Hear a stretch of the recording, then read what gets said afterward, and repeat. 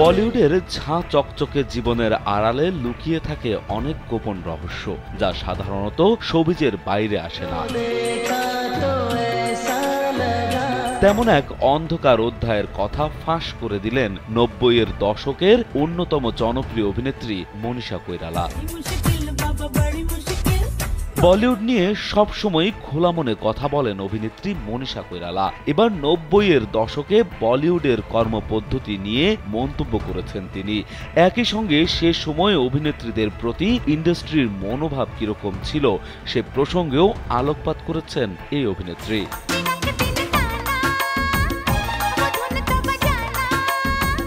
ওয়ালটন ফ্যানের aerodynamic blade ঘরের কোনায় কোনায় ঠান্ডা বাতাস ছড়িয়ে হাওয়া বদলে নেয়। ভারতীয় এক গণমাধ্যমকে মনীষা জানান, সে সময় অভিনেত্রীরা মদ্যপান করলে তা যেন গোপন থাকে তেমন নির্দেশ দেওয়া হতো।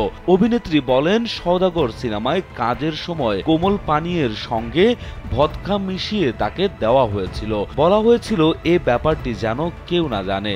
অভিনেত্রী কোমল পানীয় পান করছে সেটাই বলতে বলা হয়েছিল।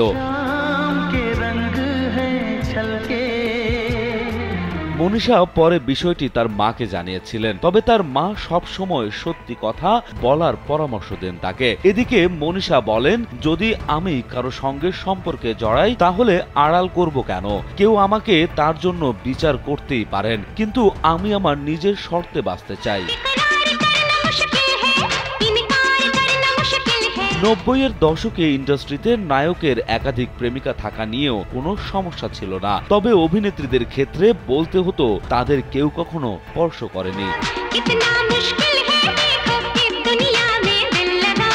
কোনো অভিনেত্রী যদি ব্যক্তিগত জীবনে বেশি মন দিতেন তাহলে অনেকেই তাকে অপেশাদার বলে মনে করতেন। ব্যক্তিগত জীবন বা কারো সঙ্গে সম্পর্কে থাকার অর্থ এই না যে অভিনেত্রী তার কাজের প্রতি সৎ থাকবেন না। মনীষার মতে সেই সময় ইন্ডাস্ট্রিতে খুব সংকীর্ণ মনোভাবের দাপট ছিল, যার সঙ্গে তিনি নিজেকে কখনো মেলাতে পারেননি।